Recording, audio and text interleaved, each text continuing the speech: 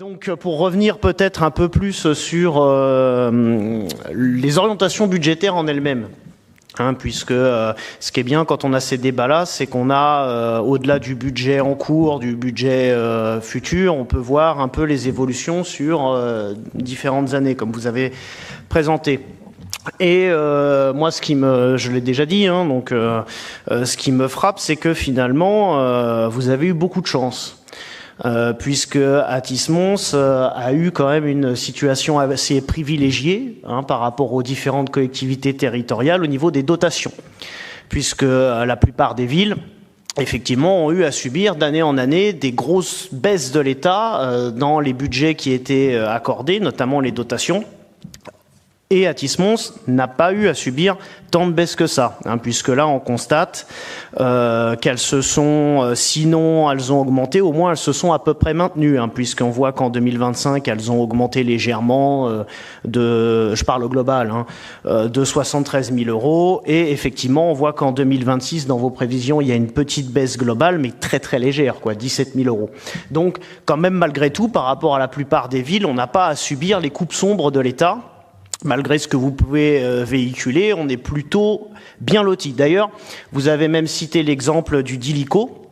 Donc pour tout le monde, en fait, il s'agit du projet, dans le projet de loi de finances, en gros d'un gros prélèvement sur les collectivités territoriales. Alors comme vous l'avez rappelé, effectivement, de toute manière, sans doute lié à l'approche des municipales, le Sénat a fait que les communes sortent du giron, mais vous ne l'avez pas dit, mais vous l'avez bien rappelé dans votre rapport en revanche.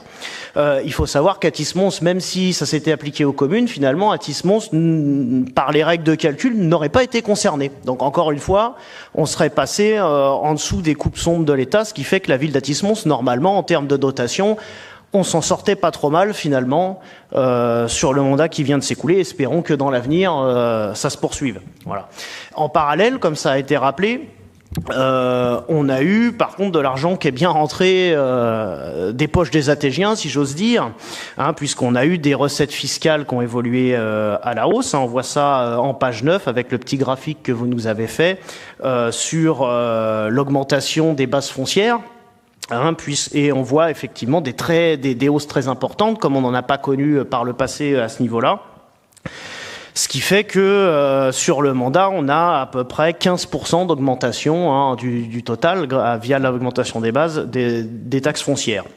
Ce qui a permis de finalement faire rentrer pas mal d'argent dans le budget. Alors le cumul de ces deux choses aurait dû faire qu'on finalement, avec des dotations qui se maintiennent, un peu de rentrée d'argent fiscale en plus, malgré effectivement quelques dépenses modérément en augmentation avec, disons, de l'inflation, que la situation de la ville d'Athis-Mons soit plutôt idéale. Malheureusement, comme ça a été rappelé, il y a quand même un vrai problème au niveau des dépenses qui ont été finalement non contenues et un petit peu trop élevées, même si vous parlez beaucoup d'économie.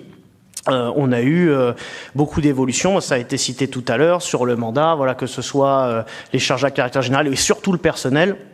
Une augmentation assez importante, entre 25 et 30%. Le calcul a été fait plus précisément tout à l'heure, mais on est dans ces eaux-là. Voilà. Et d'ailleurs, c'est dommage parce que, comme je vous l'avais dit, l'année 2024, quand on a vu l'exercice, ça a démontré finalement que vous avez eu une année de bonne gestion qui était 2024, où on a eu une politique beaucoup plus raisonnable. Voilà, c'était un bon exercice. Alors, effectivement, je pense qu'à l'époque, vous aviez eu une crainte qu'il y ait des ponctions de la part de l'État, que la crise énergétique, etc., ce qui vous a amené à avoir une politique d'économie beaucoup plus importante. On le voit d'ailleurs, l'évolution 2023-2024 dans les dépenses au général. On a les dépenses de fonctionnement qui n'ont augmenté que de 380 000 euros, alors que les recettes sur la même période augmentaient d'1,6 million. Donc là, on a réussi à améliorer sur l'année 2024 la situation de la ville. Toutefois, comme je vous l'avais dit, c'est dommage parce que vous avez eu un exercice, vous avez réussi à améliorer la situation, et comme vous avez vu que finalement il n'y avait pas autant de problèmes que ce qui avait été prédit, et dès l'année suivante 2025, vous avez tout redépensé. Voilà, avec effectivement les 1,3 million de recettes supplémentaires, tout de suite ont été consommées aux dépenses, alors qu'on aurait pu conserver la même trajectoire, ça aurait été bien. Voilà, mais malheureusement, ça n'a pas été le cas. Et toujours sur les mêmes problèmes, on en parle souvent. Si vous prenez les pages 21, on voit les effectifs. Les tableaux, alors vous nous tenez un discours, après voilà, nous on a quand même le tableau légal que vous nous présentez avec les effectifs en équivalent temps plein de personnel de la mairie. Donc on voit qu'effectivement en 2023, en équivalent temps plein, ce qui représente plus de personnes puisqu'il y a des temps partiels, on avait 686 temps plein à la mairie. En 2024, là on constate effectivement la baisse qui a été opérée avec 680, donc moins 6. Et dès 2025, on repasse à plus 13. 693 et même prévision 2026, vous avez prévu d'embaucher encore, mais j'en reparlerai juste après, avec un plus 9, voilà, 702. Donc effectivement, ces embauches nombreuses, alors peut-être maintenant ce ne sont plus des cadres, en même temps vous en aviez pris déjà plein en début de mandat, il faut peut-être s'arrêter à un moment donné. Voilà, malheureusement ça a quand même un coût récurrent d'année en année. Et d'ailleurs je n'ai pas tout à fait compris quel était votre futur projet, parce qu'a priori en 2026 vous avez pas mal de dépenses prévues. Si je prends la passe 24, vous avez le détail de la masse salariale. Alors d'habitude on avait par exemple sur les titulaires donc de la fonction publique, entre 2023 et 2024 on avait 300 000 euros d'augmentation. Entre 2024 et 2025, pareil, on avait, je crois, 200 000 euros, je prends le réalisé final, d'augmentation. Et là, par contre, sur 2026, vous prévoyez 700 000 euros d'augmentation. Donc ça veut dire que là, il va y avoir une accélération sur cette année. Et ce qui effectivement peut-être était un jeu entre les contractuels et les titulaires, mais même les contractuels c'est pareil, puisqu'on était à plus 200 000 entre 2023 et 2024. On voit effectivement l'effort 2024 encore une fois, comme quoi des fois je peux vous donner des bons points, mais qui a tout de suite été repris en 2025 avec 800 000 d'augmentation et donc 900 000 au niveau de la prévision 2026. Donc ça veut dire qu'effectivement en 2026 vous avez quand même planifié un certain nombre d'augmentations sur la masse salariale. Voilà. Donc c'est pourquoi, comme vous nous l'avez dit vous-même, la difficulté avec cette gestion, qui quelque part était un peu épongée par le fait que les impôts augmentent, mais à un moment donné, il y a quand même un seuil où c'est plus acceptable, et qu'on a les dotations de l'État qui n'avaient pas plongé, donc ça a permis en quelque sorte de sauver la situation. Malheureusement, eh bien, dès qu'on aura le moindre aléa, que le contexte va devenir plus difficile, là, ça va être très, très, très compliqué. Et d'ailleurs, on le voit, vous l'avez dit vous-même, puisqu'il y a effectivement, alors c'est une bonne chose pour les contribuables concernés. A priori, il y avait des erreurs sur les bases foncières d'un certain nombre de biens qui ont donc été rectifiés par leurs propriétaires. Ils payaient trop, en fait, ils payaient trop d'impôts. La base était mal évaluée. Mais du coup, au total, ça fait quand même un grand nombre de gens qui ont fait les rectifications, et la somme de toutes ces rectifications fait que pour une fois, a priori en 2026, de ce que nous avez exposé, on va avoir en fait une recette de taxe foncière qui sera inférieure à l'année précédente. Voilà, puisque cet argent ne va pas rentrer.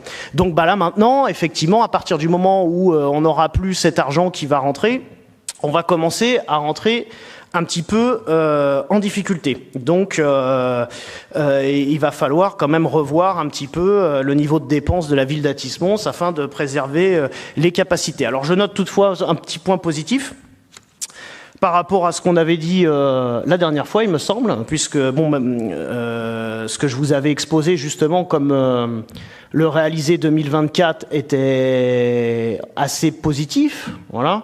Je vous avais dit, mais pourquoi vous ne reprenez pas cette base pour élaborer le budget suivant, plutôt que de reprendre de BP à BP? Et donc là, je vois qu'à plusieurs reprises dans le rapport, vous semblez vous baser sur le réalisé 2025, donc le futur contrat administratif, pour élaborer vos prévisions 2026, ce qui me paraît quand même être un exercice un peu plus proche de la réalité et donc une amélioration, disons. Toutefois, dans votre présentation qui était quand même assez complète, et le rapport est très bien, il manque quand même, ce qui a été un petit peu amorcé tout à l'heure, 2 ratios importants qui n'ont pas du tout été communiqués ni présentés. Il s'agit effectivement de la capacité de désendettement. Voilà. Donc, puisque il est vrai que le graphique n'est pas à l'avantage du mandat, puisque elle a, alors sans être effectivement catastrophique, elle a quand même été dégradée puisqu'elle a doublé. Par rapport au démarrage, et également plus grave encore, je trouve, la capacité d'autofinancement. Avec, en fait, pour ceux qui ne le savent pas, c'est la capacité sur le fonctionnement général de la mairie de dégager de l'argent, ce qui nous permet en fait d'investir, de créer de nouveaux équipements, etc. Et si on n'a pas cette possibilité-là, le delta est comblé par de l'emprunt. Or, il est vrai que cette capacité d'autofinancement a fondu sur le mandat, alors même que ce n'était pas forcément garanti, puisque, comme je l'ai expliqué, on n'a pas eu de grosses coupes de dotation et qu'il y a eu quand même un apport fiscal non négligeable. Donc, avec une bonne gestion, on aurait pu préserver cette capacité d'autofinancement qui est primordiale pour l'avenir, puisque c'est ce qui permet d'investir et de créer de nouveaux équipements. Alors, j'espère que effectivement les choses pourront évoluer et que les dépenses diminueront. Sinon, il est à craindre, avec, comme vous nous l'indiquez maintenant, des petites surprises au niveau des rentrées d'argent fiscal, que cette capacité diminue encore et que dans l'avenir, malheureusement, on soit relégué à une commune qui soit obligée, pour mener tous les investissements, de recourir systématiquement à l'emprunt, ce qui n'est vraiment pas souhaitable. Voilà. Alors, fort heureusement, pour conclure sur une note positive, comme vous le savez, les élections municipales se tiendront dans à peu près un mois. Et on espère que ce scrutin sera l'occasion d'opérer un grand changement qui permettra de remettre de l'ordre non seulement dans la rue, mais aussi sur les comptes publics de la ville d'Athis-Mons.